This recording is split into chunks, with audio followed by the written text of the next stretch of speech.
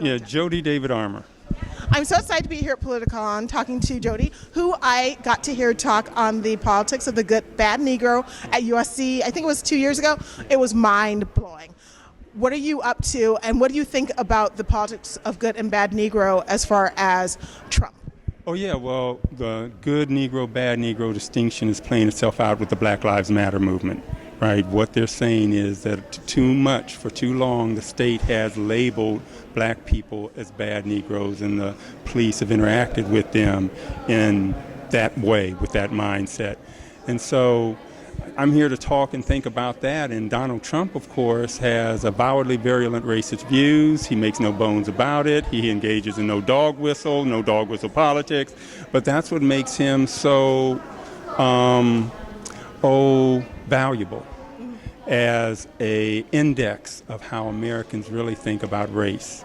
Right? No one can deny that a large chunk of America is willing to vote for and stand behind an avowedly virulent racist. And that's unsettling for a lot of people to come to grips with, and we're going to see what happens in the national election. He might pull it off, and even if he doesn't, he showed us an ugly underbelly of American society. It feels like he's made being racist okay. So, for instance, that Tennessee independent congressman running who straight up said, "I want to make America white again." It was just, for some people, shocking, but to me, I was like, I guess you haven't noticed this? I don't understand how people aren't noticing this until now. Well, what I appreciate about it and like about it is it takes us back to the old civil rights days, Jim Crow days, when people were explicit about their anti-black bias, whites only, black only. Then we went into an era of dog whistle politics, when you would make anti-black statements but hide it behind some kind of code or signal. So we talk about the welfare queen trope, and that welfare queen who was Cadillac driving was a black woman. Willie Horton, the black recidivist, was a black man. We've used a lot of language that's coded to make very kind of racially charged political statements. And all Trump is doing is saying, why mince words? Why be mealy-mouthed about it? I'm just going to come direct and forthright and find. And we're discovering that a lot of Americans feel the way they did in the 60s and 50s and 40s, a lot more than people thought, in this post-racial America with the first black president. I know, that was a fluke. I swear to God, some people voted for President Obama not thinking he'd really win, and then all these white people were slightly racist. Other people of color were like, oh wait, he won. What the heck? And there's sort of like a backlash on that. Well, he showed that you can get a majority consensus on a black president as long as he plays by the party rules.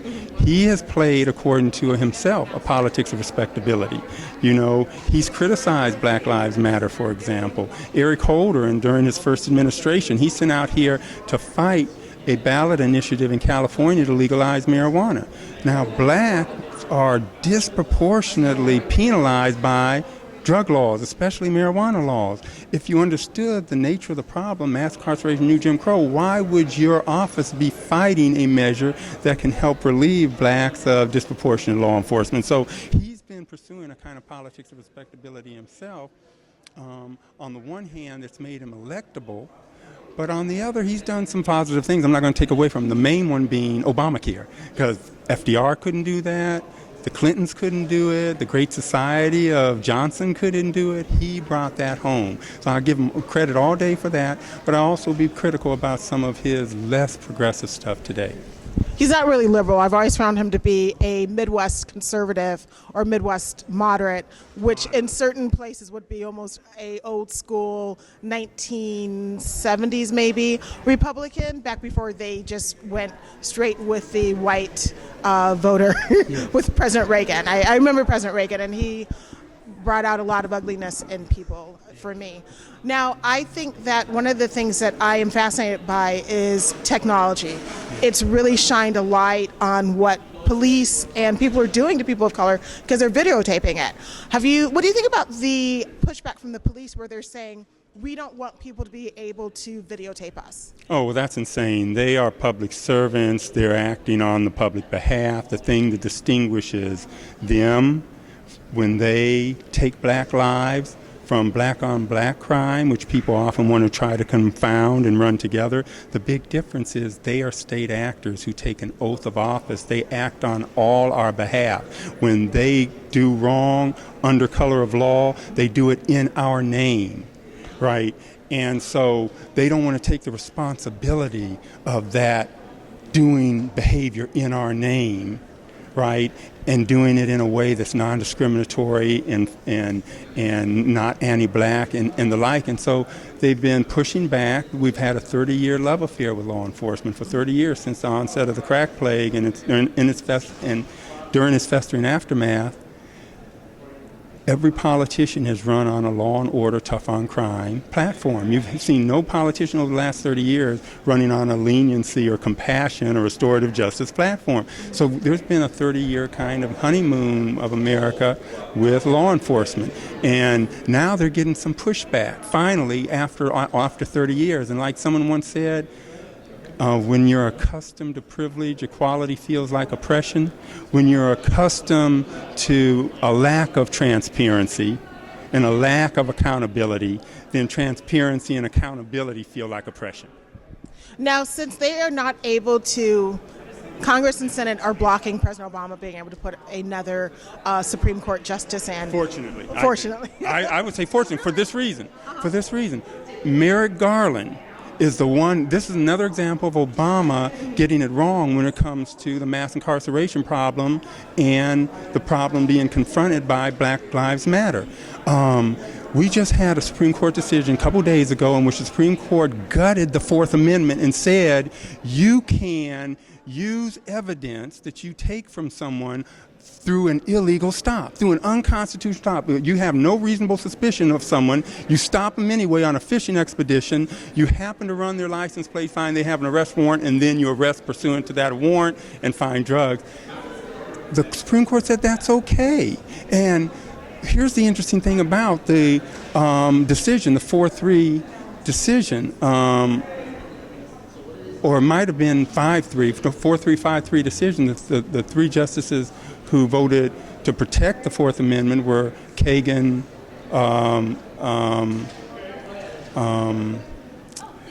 why am I drawing a blank on this?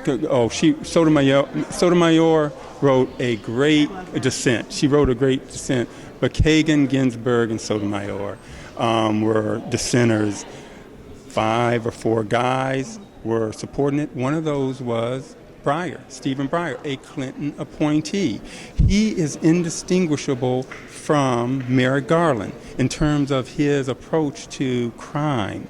So when we think about liberal justices or people like Obama appointing liberal justices, we have to think beyond just the categories of where do they come down on the Voting Rights Act, or where do they come down on abortion rights, or where do they come down on immigration, but also where do they come down on law and order.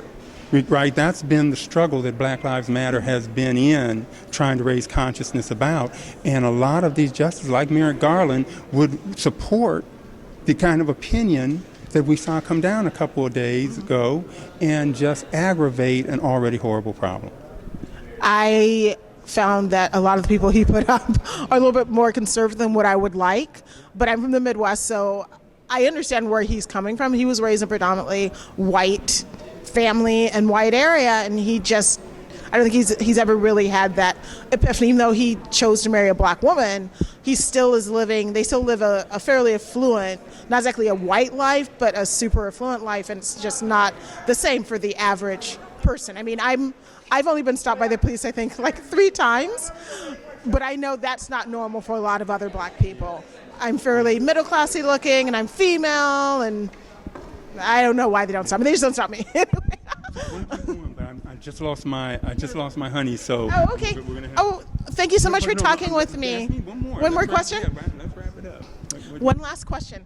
What do you think would be the best way to get people voting and excited? Because I want the Black Lives Matter to not peter off the way that the fight against the big banks.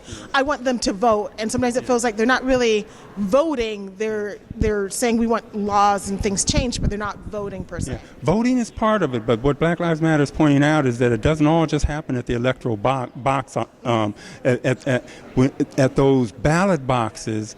Too often we put in, through our ballots, politicians that have been bad for the black community. Black politicians, over half the Congressional Black Caucus voted for the 1986 Anti-Drug Abuse Act that for the first time put in mandatory minimums and recognized a 100-to-1 powder to crack cocaine disparity. So the ballot doesn't seem to have helped the black community when it comes to the crack plague and the new Jim Crow, does it? It seems that the people they were putting in office were helping to feed them to this prison industrial complex by coming up with draconian laws rather than other approaches to the problems of poverty. So they are trying to make sure that the ballot means something by struggling over the agenda.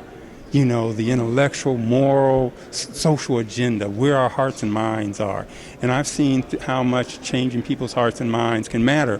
When I started teaching criminal law in '97, it was a felony in many states for people of the same sex to exchange intimacy. It was a felony. And Bowers Hardwick, 97, 98, 99, 2000. It wasn't until 2003 that you got Lawrence, Texas, which said it's unconstitutional to treat people as felons just because they're sharing same-sex intimacy. Think how far we've come since then when we take marriage for same-sex couples for granted. What I saw happen is, first, a change in the hearts and minds. That's what they were struggling with in the 90s and the aughts. That's what Black Lives Matter is struggling with now, changing hearts and minds, like you saw with the LGBTQ community. They didn't wait until they got all the politicians in the place. They didn't wait until they cast all the right ballots, right? They were doing other kinds of work. And that's what BLM is doing. Well, I'm excited. Thank you so much for talking with me, Professor. And I will be following you on Twitter, and hopefully I'll be able to talk to you again about the upcoming election. Thank you.